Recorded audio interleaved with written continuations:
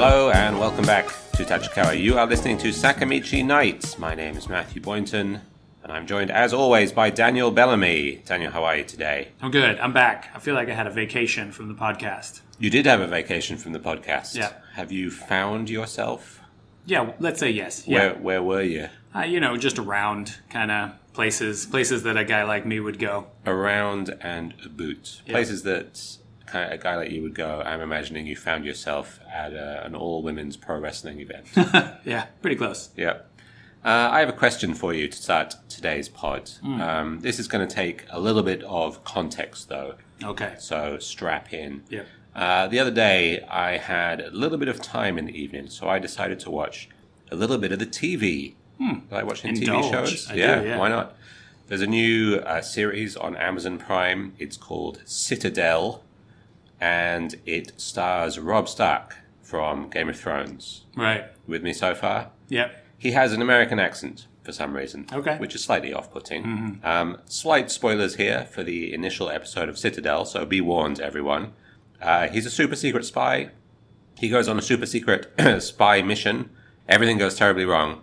The train he's on explodes. He loses his memory. Yep. So far, so good. Yep. Cut to 8 years later. He's living in the American hero house. Yep. You know the one that Hawkeye lives in? It's in the countryside. He has a pickup truck. Right. He's working on the dogs. roof. 2 dogs. He has a wife. He has a child. He's working on the roof. He's a man who can work with his hands. He's an all-American hero. Yeah. But he's curious about his past life. Right. Then one day, Stanley Tucci shows up, threatens his wife. That's never a good thing, is it? Threatens his wife and child at gunpoint. Yeah. Puts them all in a car, gasses them unconscious, and drives them to his secret hideout. At which point, he shows Robb Stark a 15-second film of the two of them working together on some spy stuff, and Robb Stark instantly believes and trusts this guy. Right. Oh, okay, so I'm a spy then. Yeah, that seems fair enough. Yeah, he's never heard of what AI-generated kind of video content like deepfakes. Clearly, this doesn't exist in this world, no, in the Citadel world. Not a thing when you're living in the heartland. Right. This has to be one of my least favorite tropes when it comes to film or fiction at all. You know, I'm just going to instantly trust you just because the plot requires that I do. Right. The why? Well, why wouldn't you just like if I get to the point with a TV show where I'm asking, well, why wouldn't he just? Then that's too late at that point. Right. You lost me already. Yes. How much of the Citadel did you? I'm sorry. Are you going somewhere with this? No. Well, the question is, what is your least favorite trope in fiction? Man, you put me on the spot with this kind of stuff. There's a lot that I don't enjoy. I think the main one that bothers me is problems that could be solved by two people talking, and they should and probably would talk about it based on who their characters are and where they are, and they just don't. The deliberately engineered misunderstanding. Yes, right. That turns into a big, becomes a huge kind of conflict in the story, when in reality, either one of those people, based on what you know about them up to that point in the story, would probably just go to the other one and be like, hey, are you mad at me? No. Oh, okay, cool. Who was that blonde woman you were having lunch with? Oh, that's my sister. Right, okay, fair enough. Oh, great. Okay, good. End of movie. Roll credits. Yeah, I mean, maybe not the best cinematic experience, but so much stuff feels contrived like that. And, you know, your thing is a similar thing, right? We need this to happen to move the story along. So it's going to happen, no matter how unbelievable it is. I think the general name for this kind of thing is holding the idiot ball. Who's holding the idiot ball today, or who's holding the idiot ball in this episode? Right? Really? Is that what it's called? Who is you acting? Just made that up now. I think I read this on TV Tropes. Right. Who is acting in a deliberately stupid way, just purely in order to move the plot along? Right. And I don't know if you've ever seen the film Burn After Reading, but I read that was a film that they made to see what would happen if everyone was holding the idiot ball at all times. Pretty sure I have seen that. Anyway, how much of Citadel did you watch? I watched the first episode and I'm out. Right. I'm not going to watch any more of it. I watched more than that because someone didn't recommend it to me, but in passing I heard a friend of mine say to somebody else, we've been watching The Citadel, it's pretty good. Okay. I went, I'll check that out. I can't help but feeling that the elevator pitch for the Citadel was, what if Jason Bourne were a TV show and also terrible? It's bad, man. Like, it's Jason Bourne. Well, how much of it did you put up with? 3 episodes, Right, maybe right. 4 episodes. You reach a point where it's like, oh, you think you know what's going on? Well, you don't. And it feels like the show is going to try and do that to you about every 2 episodes. Right. And I was like, you know what? No, I don't think so. Why would your super secret evil society require all of its members to get tattoos in an easily visible part of their body? Yeah. That's smart. That doesn't That's a make good any one. sense Yeah. at all.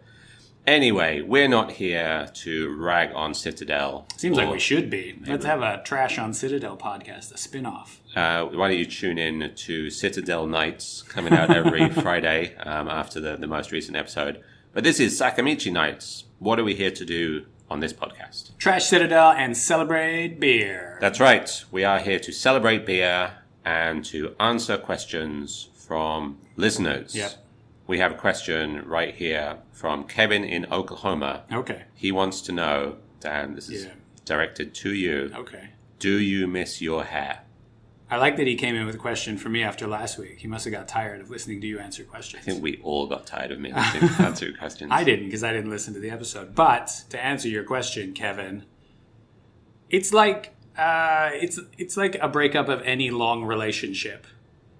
When you reminisce about it after the fact, you remember the good times, right? Like when you miss parts of it, you are missing the good things. What were the good times? You know, looking awesome. The hair was pretty great.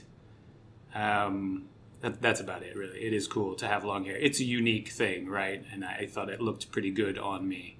But when you do that, you reminisce about only the good times, and you're kind of blocking out the reasons why you broke up with that hair in the first place. And you have to move on with your life and look at the positives now. And the fact that you have removed all of your body hair means that you can slip through the water at the pool much more easily now.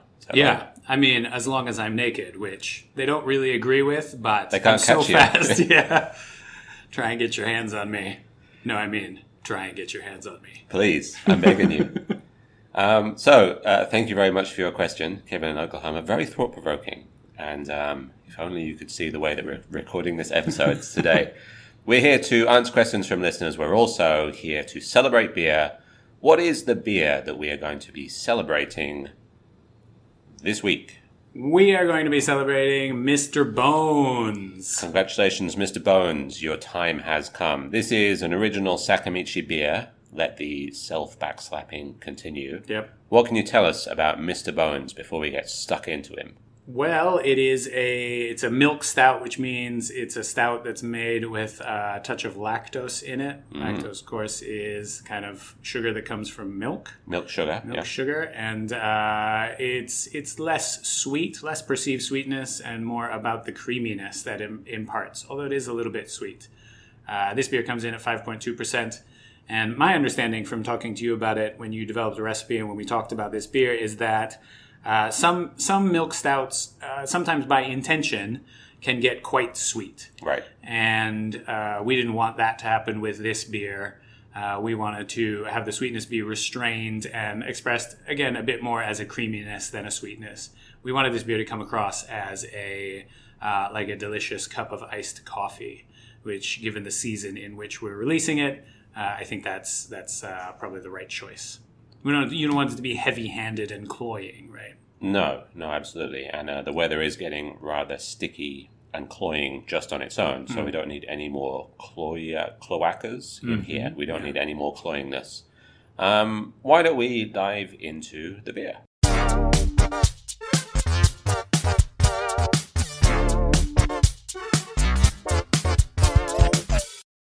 Another classic of the milk stout genre is one of my favorite beers, Peanut Butter Milk Stout. Yeah. From Belching Beaver. That one is sweet. Yeah. It's like eating a peanut butter cookie. Yep. I describe it as sometimes.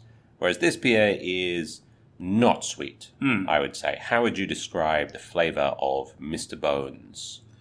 I think it's quite roasty, and it actually has a fair bit of bitterness, I think. It comes across as the bitterness of dark coffee or dark roasted coffee beans, I think. And I think that the lactose probably helps to take the edge off of that and carry it through the tasting experience, right? When you sip it, you get something in the beginning, and then it kind of goes through your mouth and down your throat, and you get different taste sensations through that process. And I think the lactose kind of smooths out the entire journey through your mouth in some way. So you get a bit of bitterness up front, but it's kind of restrained, I think, by the lactose. Lactose, very much the sandpaper of the beer tasting world, smooths everything That's out. what people say. I do enjoy an iced coffee of a morning, like a dark roast coffee, but done through the AeroPress and then over ice with maybe a little bit of milk on top of that. And it's very full flavored, this iced coffee, but it's also extremely crushable. Yeah. I don't think I would have any trouble in chugging an entire pint of iced coffee in the morning. Not sure what that would do to the rest of my day. But I think I could probably... One way to find out, yeah. Yes. Let's report in next time to see what happened there. And I think it's similar with this beer. This is the fullest bodied beer that we've ever made in here. And it has, as you say, a lot of bitterness, a lot of roastiness, but it's also surprisingly crushable, surprisingly drinkable, isn't it? I also want to say, we back it up a bit. I'm very visual, especially with the beers. We've got on right now the Bohemian Pale Ale, from Hino Brewing. And it's just a gorgeous color. It's kind of coppery red. It's really beautiful. And this beer as well, it absolutely looks the part. The color of it, it's obviously black, kind of very dark brown bordering on black. But the head is a really gorgeous kind of tan color, and it looks quite thick and creamy. It doesn't hang around for a long time, but while it's there on the glass, it just looks like when you order that beer, you have an idea in your mind of what it's going to look like the clip art version of it. And this beer comes out exactly like that. I like that a lot, right? Meeting those kind of expectations with a really good-looking beer. The platonic ideal of the beer. That's right, yeah, the Vitruvian beer. Exactly. We used quite a bit of a malt called Carafa Special 3 in this beer. And that is a dehusked and highly roasted barley malt. Dehusked means that the skins of the individual grains of barley are removed. They've been flayed. They have been flayed, going back to Game of Thrones again. But a lot of the tannins or the kind of acrid flavors that you might get from a very deeply roasted malt live in the skins. So if you can remove those, you get really great color, as you said, really deep, dark color. But you also get a lot of roasty bitterness without the acridity or the astringency that might come if you use too much of that in a regular beer. So hey, thank you very much, Carafa Special 3. Big fan of that malt. We should continue using it for other things as well. I wonder what was wrong with Special 1 and 2. Yeah, that's probably best not to ask about that kind of thing. Weyermann might show up and extraordinarily indict us. There is such a thing as just Carafa 3 as well. It's not special. It's just Carafa 3. People don't order that very much, I guess. That might be the husked version if you want the astringency. That's all husks. It's all husks. All husks. They got to go somewhere, right? You can't just throw them husks away. Why don't we try to pair this beer as we do every week? I'm going to spin the wheel of pairings, choose from one of 8 options. But of course, we can't have the last 2, which were... Well, it was wild card when we had Bobby Judo in, and it was food before that. So it can't be food. Anything else is fine. Let's roll the dice and find out what we're going to get. Number 5, location. Location. Where would you like to be drinking this beer? I would like to drink this beer in Sapporo in the summertime. Okay, that's interesting. What goes on in Sapporo in the summertime? It's just great up there. They have such a long and awful winter that during the summertime it really feels like people in Hokkaido kind of grab a hold of it and just squeeze all of the sunshine out of it that they can get. And I have found that when I've gone up there in the warmer months, that people are kind of outside hanging out. The restaurants and bars will put tables and stuff out on the street. There's just a very, very kind of lively atmosphere to Sapporo specifically, because that's where I spent time for work previously. And I feel like it's the right setting because the summer up there doesn't get too hot. So you can be in these kind of outdoor seating areas enjoying a nice beer, and it'll be kind of cool in the evening. It reminds me a little bit of Ohio. Ohio will get hot during the day in the summer, but then cool after that. You can spend a nice evening outside on your porch. I have a lot of fond memories spending time in Sapporo in the summer on business trips, and after work was done, going out to various beer bars around the city. And I could imagine enjoying this particular beer. It's a nice weight for summer, 5.2%. And as you said, it's full-bodied, but it's still crushable. So I could see standing around with some newly made friends at an outdoor table at a bar in Sapporo on a summer's eve, drinking a glass of this. So evening specifically is the time of day that you're thinking about this. I'm not having it for breakfast. That is the best time of day to drink coffee, isn't it? But one other thing I really like about Hokkaido, and I always enjoy when I go up there, is the food. Genghis Khan, absolutely delicious. What kind of bar snacks would you have on the table with your newly made friends? I used to go to, I'll shout out because they're still around, but my favorite craft beer bar in Sapporo is called Kalahana. And it's a tiny little hole-in-the-wall place, and I think they only have like 6 taps, and they usually have a cider or 2 on as well. But super lovely people. At the time that I went up there, I wasn't eating meat aside from fish. I was a pescatarian. And they only had really one thing on the menu that didn't have meat in it. And it was like a saba dinner kind of plate with a salad and a bit of grilled saba and something else. And it was awesome. But I used to, every time I go to Sapporo, I would go to Kalahana several times. And I would always get the saba plate. To the point where they began referring to me as Mr. Saba every time I went up there. Mr. Saba. Yes, yeah, like that too. Yeah. That sounds pretty good. Anyway, shout out to Kalahana. If anybody listening to this ever goes to Sapporo, definitely stop by. The place is great. Check it out. Ask for Mr. Saba when you get there. So, not to derail this too far, but when Aika, our part-time staff, finished up before she went to the States, she went back to her home, which is in Sapporo. And at that time, after working here, obviously she was a big craft beer fan. So she was going to go and do some drinking in Sapporo before she left for the U.S. And I said, well, you have to go to Kalahana and see those people and tell them Mr. Saba sent you. And not in those words, but I said, see if they remember me. And I got a message from her, and she was like, yeah, they don't remember you. Unfortunate. So, yeah, the impression was not that deep. You got to go back there and order some more Saba plates. See if that jogs their memory. Yeah. That does sound very good. As I said, I think the best time of day to drink coffee is in the morning. This beer reminds me a lot of coffee, of iced coffee. I tend not to drink coffee after about 2 or 3 because I find I won't be able to sleep after that.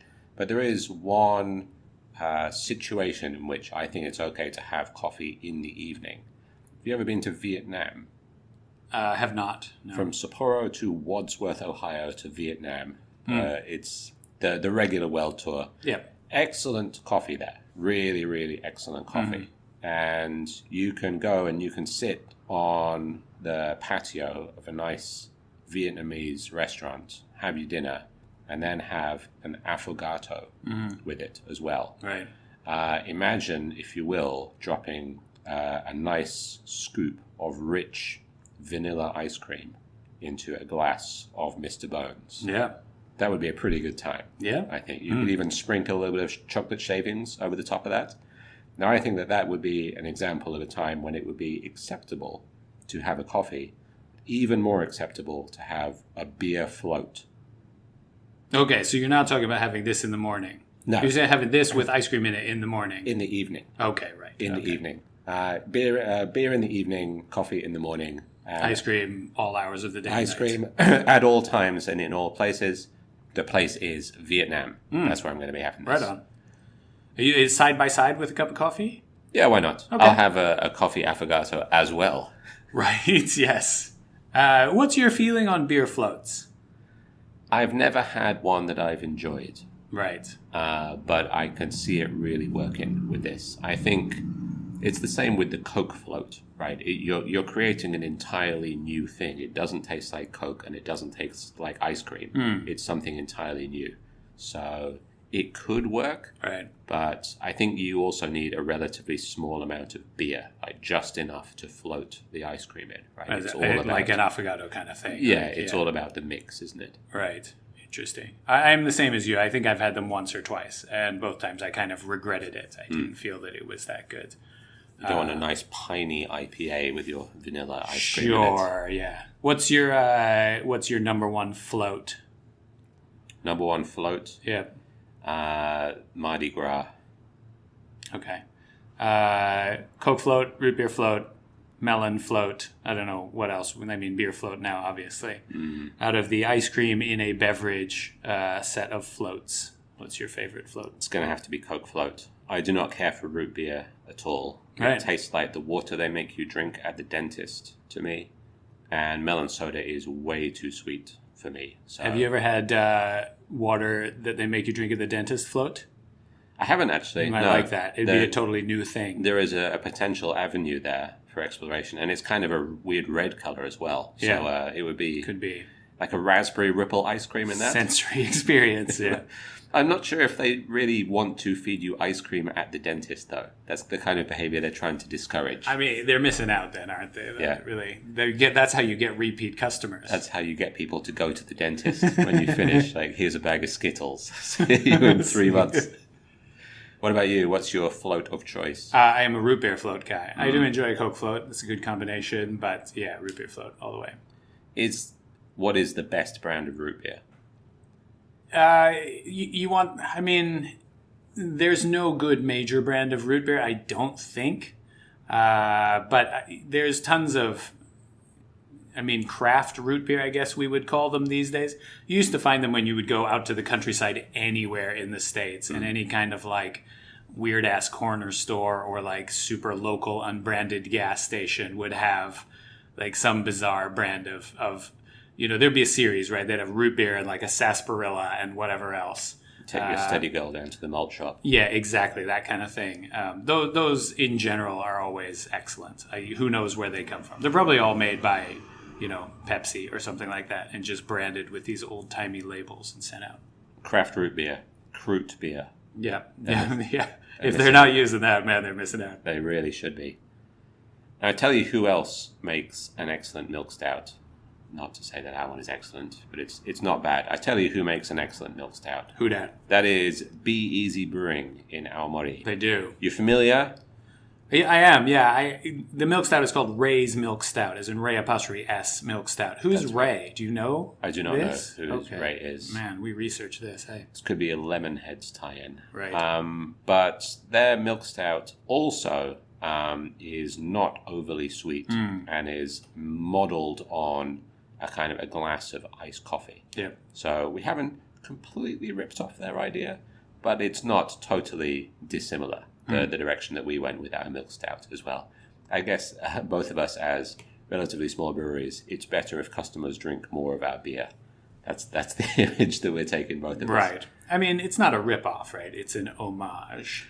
I wouldn't say that it is. I wanted to make a milk stout, and this is the kind of milk stout that I would want to drink. Yeah. So that's why we made it. Anyway, getting a little bit distracted here. Be Easy Brewing in Aomori. I went up there a couple of weeks ago. Yeah. Very interesting trip. It's in a town called Hirosaki, which is like another 45 minutes from Aomori City. Right. It's called the Apple-Colored Town. They're really missing a trick by Apple-colored town. Apple-Colored Town. Okay. They're really missing a trick by not calling it the Little Apple or the Small Apple, right? I don't know who's in charge of their marketing department. You need to get on that. How is it apple-colored? It's not. Okay. It's not an That's apple. disappointing. No, they have a castle, but I didn't notice. Like, apples are red, right? It wasn't an overly red town. At the tourist information office, they did have a huge poster detailing all the different kinds of apple pies that you could get in town, though. Okay. And they were all rated on a scale of sweetness, sourness, and cinnamonness. And you could spend a very happy couple of days sampling all eating your way through 45 different kinds of apple pie that are available in Hirosaki. Sounds pretty good. But I was up there to do a little bit of brewing with BEZ. That beer should be available end of this month, June 2023. Yep. We're hoping to have a little bit of a tap takeover event and to release that beer. But yeah, overall, very interesting and informative trip. It's great. What you didn't? I'm assuming you didn't make another milk stout. They have one. We have one. You don't need to get together and make another one. That's right. Yes. The beer that we made is going to be a hoppy lager, and I guess technically you could say that it is a single hopped hoppy lager using Mosaic, but you would be technically correct. Technically correct, but also technically incorrect because we used 4 different kinds of Mosaic in the beer. Interesting. So, regular hop pellet Mosaic and American Noble Mosaic, which is a kind of reduced alpha version, and Cryo Mosaic and Mosaic Incognito, I think, which is a kind of extract. Okay. So I think I'm remembering that correctly, but there are like 4 different preparations of Mosaic hops in this. So it tastes more complex than a single Mosaic hopped lager would. All right. Did you you have the different kinds of Mosaic? Did you add them at different times of the process? Yes. Yeah, all those preparations are designed for adding in different ways to the beer and at different stages. So, yeah, the T90 hops went in the boil and the noble hops went in after that, and so on and so on. That's cool. This is a fun one because people who listen to the podcast can now, like, if they come in here and drink, they can lord it over their friends. They can be like, well, actually, this is a single hop beer. Not really a single hop beer. Is that an impersonation of a particular customer or just our customers in general? Someone who would like to lord that over their friends, I feel like, is going to talk like that. Yeah. That kind of thing. Absolutely. When we talk about single hop beers, in general, we're not talking about using a bunch of different versions of the same hop. We're talking about using, in general, I think it's generally accepted that you're just using the same form of the one kind of hop, but you are going to put it in at different times, right? It's going to be dry hopped or it's going to be in the whirlpool at different parts of the process. And that is going to allow the hop to express different aspects of its flavor profile. And in this case, you've done the same thing, but with these different variants, and the different variants are all kind of, they've been developed to express different parts of the flavor profile of Mosaic hops. So you've got extra layers of complexity in there from using the different variants, I think. I don't know, I think it's really cool. It's neat that we have all of these different products that we can use. And also, you're starting with Mosaic, right? It's a great base hop because it's in, so many like IPAs, especially hazy IPAs these days, like really flavorful, kind of fruity pale ales as well. It's a great hop to do even just a regular single hop beer with, but especially in this way with the different variants of it. I think it's going to be really exciting and delicious beer. Yeah, it's a really complex and flavorful hop. So having all these different expressions of it in the same beer is going to be really interesting, as you say. So yeah, that tap takeover event and the release of that beer should be coming up end of this month, beginning of July, around about then. Looking forward to that one. Speaking of good beers that we're all looking forward to, do we have anything coming up on the taps or in the fridge that you think people ought to know about? Oh, do we ever? I want to let people know about something we have in the fridge that maybe we didn't mention before, but we got a big shipment of stuff from Local Craft Beer, which is a brewery up in the mountains just outside Los Angeles. They're all big boys. They're all kind of double IPAs and triple IPAs. But they're all really great, kind of shockingly crushable beers for the weight. We got those in about a week ago. They've been moving, especially the hazies, obviously, but those are still on the shelf. Coming on Friday, we have a delivery from Toppling Goliath, which we've gotten in every now and then. It always sells really quickly. I'm a big fan of Toppling Goliath. Pseudo Sue Pale Ale is an excellent, excellent beer. So that's coming in. But I think the big news for this weekend is, starting from Friday, we are going to have a tap takeover from Devilcraft, which we're pretty excited about. So we have 8 kegs of Devilcraft beer. I don't think we're going to put all 8 on at once, but all 8 are going to go on over the course of the weekend. And I have heard that the guys from Devilcraft, that John and Mike and Jason, are going to come by at different times throughout the weekend. And not totally confirmed, but I heard some rumors that there might be some Devilcraft pizza showing up on Sunday at some point. So that's pretty good. We'll probably have stickers and coasters and things like that to give away as well. In that case, there might be some Matthew showing up on Sunday. That's pretty much guaranteed, I think.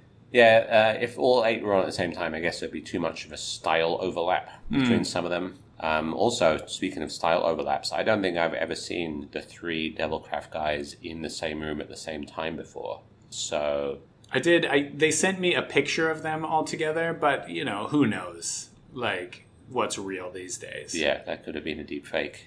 So yeah, we'll see what happens. I'm looking forward to that. All their beer is excellent, and that should be a very fun event.